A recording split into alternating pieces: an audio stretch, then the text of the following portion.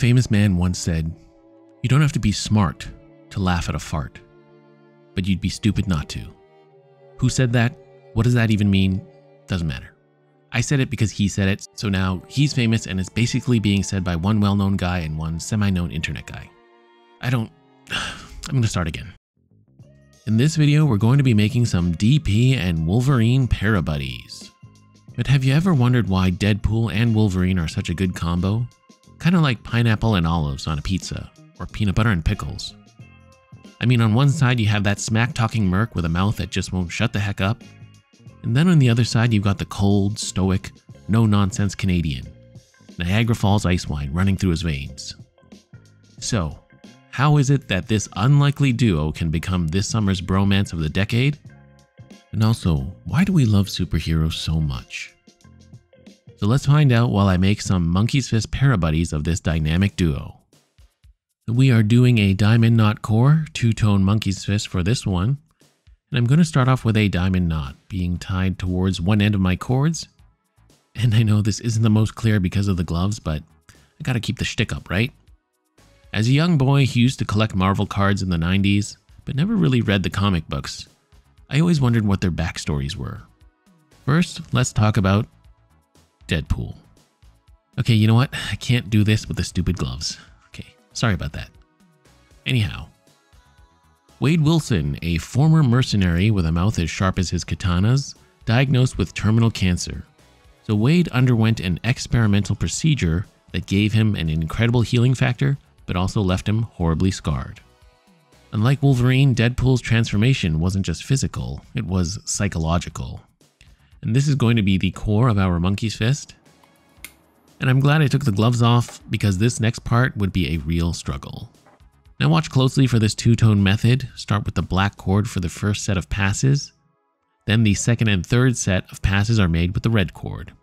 As I was saying, the merc with a mouth gained a skewed sense of reality, breaking the fourth wall and often bringing a chaotic, comedic twist to his own violent escapades.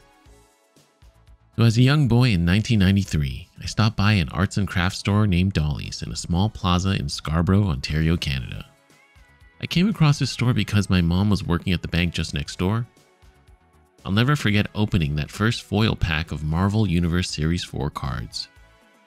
They each had these beautifully drawn depictions of superheroes on them, and on the back a short blurb about who they were and their abilities. And what was even cooler was that when arranged on a 3x3 grid, they formed a whole picture. So awesome. I really loved collecting the cards, and despite not being able to afford buying the comics and keeping up with all the actual stories, I kinda just liked admiring the cards and wondering about the epic fights that these characters would get into. There was always just enough information in the pictures and on the back of the cards to spark my imagination. So why was I so fascinated about these superheroes and supervillains? Now for me personally, it was because the idea of becoming superhuman and surpassing the limits of what a human was capable of was so exciting. Oh, and as for the Monkey's Fist I'm tying, and after that Monkey's Fist is tied up, just cinch out the excess and make it a nice, tight little monkey ball. I mean Monkey's Fist. Right, where was I? Whether it was being able to fly, shoot optic blasts from your eyes, or have superhuman healing, that was the ultimate power fantasy. And perhaps to this day I still aspire to be a superhero in my own way. I strive to be and do the best I can, and become the strongest I can to take care of and protect those around me. Now if I had to choose a superpower though, I think I'd have to go with either super strength or super brain powers. Either brains or brawn. I'd have to go with either one of those.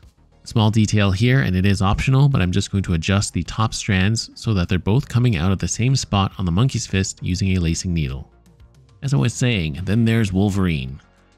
Born James Howlett in the late 19th century, this Canadian's mutant life has been one of constant pain and struggle. After discovering his mutant abilities, bone claws, and a remarkable healing factor, he adopted the name Logan. When, by the way, say what you will about X-Men Origins Wolverine, but that opening montage was, chef's kiss. Now in terms of our para-buddy progress, now as for the body, it's super simple. With the second cord, it's just going to feed through the very middle of the red cord on the bottom of the Monkey's Fist. And from there, I'm going to tie an Emperor snake knot, followed by 2 regular snake knots, or wall knots in this case.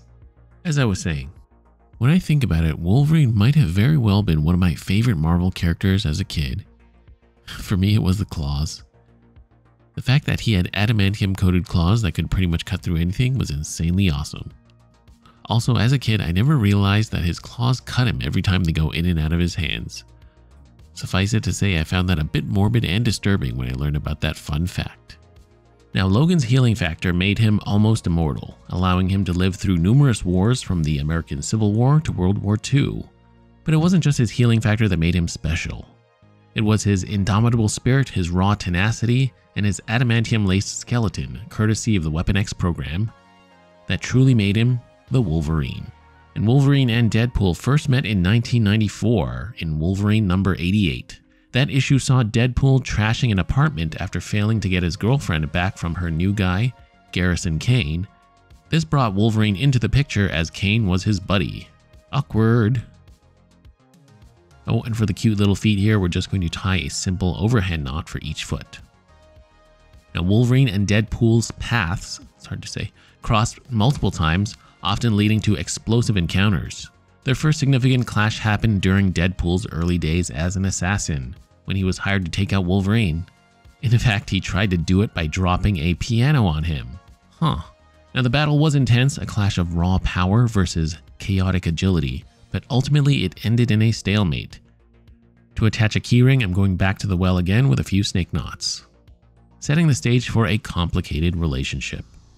And despite their differences, these two share more than just a healing factor. Both have been a part of the Weapon X program, endured unimaginable pain, and emerged as stronger, albeit more broken individuals. Throughout the years, Wolverine and Deadpool have teamed up numerous times, sometimes reluctantly and sometimes out of necessity. Their team-ups are legendary, combining Wolverine's brute strength and the tactical mind of Deadpool's unpredictability and humor. But the relationship is also marked by rivalry. Wolverine's disciplined, no-nonsense attitude often clashes with Deadpool's irreverent and chaotic nature, leading to memorable confrontations. So when you look at it, Wolverine and Deadpool are two sides of the same coin. So that is one half of the equation, and there is little DP. He's not quite done yet, but... What are you doing here, X2 Hugh Jackman? I mean, of course you're here. You're the other half of this equation. Alright, let's make a Wolverine parabuddy now, bub. And for the Wolverine version, we're doing the same method, but with some different colors, of course. Black and yellow for the main, and no need to walk you through the exact same steps again. Now, as for the body here, here's where we differ a little bit, using two colors instead of one this time. Just make sure the melted section is hidden under the monkey's fist, and tie the body just like before. One a hardened warrior with a strict moral code, and the other a mercenary with a penchant for breaking rules on the fourth wall. Their stories, though filled with violence and chaos, also reveal deep layers of humanity, struggle, and redemption. And their shared history has often put them on the same side, fighting for what they believe is right, even if their methods are drastically different. And just a little something missing from these little parabuddies, isn't there? Oh, and last but not least, the finishing touches. As of right now, these guys look a little bald and lack personality. I'm going with some white acrylic paint for the eyes on DP. But for Mr. Logan, I'm going to use some hook and loop. Well, this is actually just the loop side. And the bonus is that it already has some sticky adhesive on the back already. And I'm going to cut out a piece in the shape of the cowl and stick it on. You know, one thing that always kind of bothered me about Wolverine's depiction in the movies is that his stature was never 100% comic accurate. Now, I know I'm nitpicking and I'm being a nerd about it, but based on the comics, Wolverine is 5'3" and 195 pounds, making him an absolute unit. Hugh Jackman, however, is 6'2", so about a foot taller than his comic-accurate counterpart. But you know, I get it. A leading man in the movies always does better when he's big and tall. Us short guys are never front and center. Anyhow, I'm not complaining at all though. Hugh Jackman has been one of the greatest actors to portray a comic book character so well. And for Wolvie, we've got some portrait tone acrylic paint for that bit of his face. Did I ever tell you guys I studied art in university? I think I did. I also did my education degree. But shout out to all the teachers out there, you are all superheroes in your own right. Well, at least the good ones, that is. One last little touch, and there we go. Look, Ma, I'm finally using my fine arts degree. What exactly are you a professor of, Mr. Logan? Art. Anyhow, getting back to Deadpool and Wolverine. Why do these two make such a great pairing? Well, not only are they badass superheroes, we've got the classic funny man and straight man combo. And I don't think there could be a better duo for a Marvel superhero movie.